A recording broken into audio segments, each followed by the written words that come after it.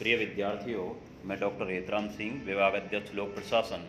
श्री कल्याण राज्य के कन्या महाविद्यालय सीकर से बोल रहा हूँ। और आज जो अपना टॉपिक है वो है कार्यपालिका, जो एजुकेटिव बॉडी जिसे कहते हैं। सरकार के जो अंग हैं उनमें जो दूसरा महत्वपूर्ण जो अंग है वो कार्यपालिका के रूप में जिसे जाना जाता है। जैसा कि पिछले अध्यायों में अपन ने जो चर्चा की व्यवस्थापिका के बारे में, और व्यवस्थापिका क्योंकि जो सरकार का एक वो भी महत्वपूर्ण अंग है, जो कानूनों का निर्माण किया जाता है वो व्यवस्थापिका के द्वारा ही किया जाता है। और क्योंकि जब व्यवस्थापिका के द्वारा जितने भी जो कानूनों का निर्माण किया जाता है उनको जो विधिवत रूप में लागू किया जाता है, वो लागू करने का जो कार्य है वो कार्यपालिका का होता है। और क्योंकि कार्यपालिका अपने आप में एक महत्वपूर्ण अंग होने के कारण अब सबसे पहले हम ये समझते हैं कि आखिर में कार्यपालिका है क्या। तो इसका जो अर्थ, मीनिंग और इसकी जो परिभाषा, यानी कि इसके बारे में विभिन्न विद्वानों ने जो अपने अपने विचार अभिव्यक्त किए हैं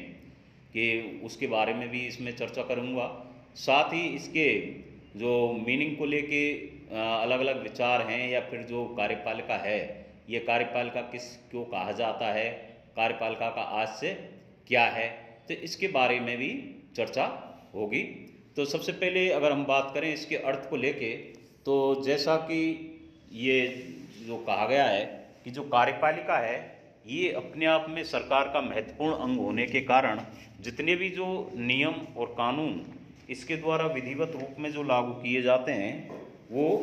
एक राज्य की जो इच्छा, जो मूर्त रूप देने वाली जो संस्था जिसे हम कहें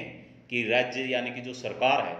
और सरकार की जो इच्छा को मूर्त रूप जो विधिवत रूप में क्रियान्वित करने वाली जो संस्था है, उस संस्थागत व्यवस्था को जो सरकार के नाम से भी जानी जाती है,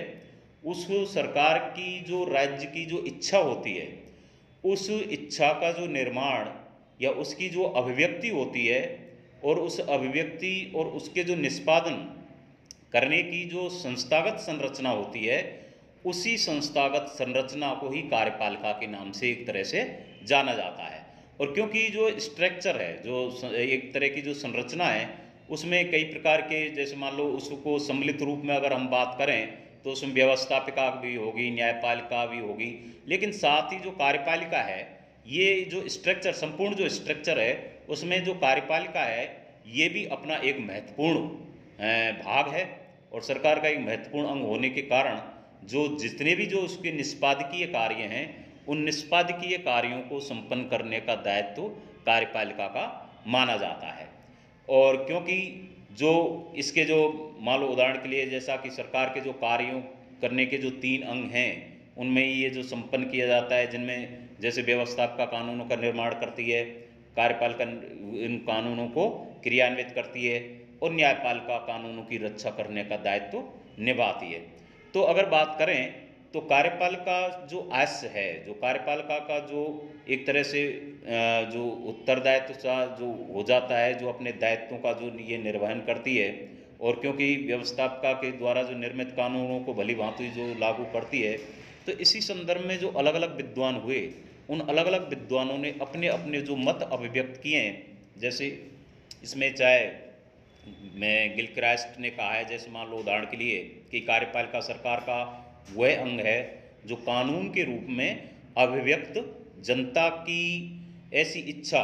को कार्य रूप में परिणित करता है, और ये वो धुरी है जिसके चारों ओर राज्य का जो वास्तविक प्रशासन की यंत्र है वो घूमता है।